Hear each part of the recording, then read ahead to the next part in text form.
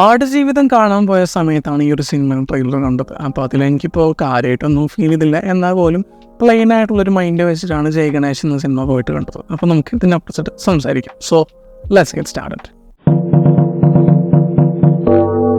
ഒരു comic writer നടത്തുന്ന കുറച്ച് ഇൻവെസ്റ്റിഗേഷനെ പറ്റിയിട്ടാണ് ഈ ഒരു സിനിമ സംസാരിക്കുന്നത്. ഈ ഒരു സിനിമയെക്കുറിച്ച് സംസാരിക്കുന്ന സമയത്ത് സിനിമാറ്റോഗ്രാഫി നല്ല രീതിയിൽ വന്ന പോലെ എനിക്ക് തോന്നിയിട്ടുണ്ട്. കാരണം ചില ഷോർട്ട് മേക്കിംഗ് ആണെങ്കിലും അങ്ങനത്തെ കുറേ സംഭവങ്ങളൊക്കെ നല്ല രീതിയിൽ ചെയ്തു വെച്ചിട്ടുണ്ട്. പിന്നെ ഇതുപോലത്തെ കുറേ ഷോട്ടുകളൊക്കെ എടുക്കുന്ന സമയത്ത് യൂസ് ചെയ്ത ലൈറ്റിങ്ങും കാര്യങ്ങളൊക്കെ അതും നല്ല കൺവിൻസിങ് ആവുന്ന രീതിയിലൊക്കെ വന്നിട്ടുണ്ട്.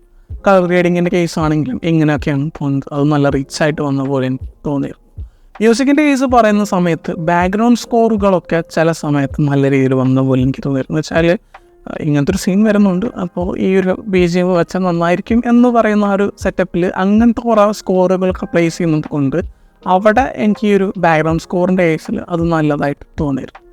ഇങ്ങനെയൊക്കെ പറയുമ്പോൾ പോലും ഈ സിനിമ നല്ല രീതിയിലുള്ള ഫ്ലോസ് കൊണ്ടുവന്ന പോലും തോന്നിയിട്ടുണ്ട്.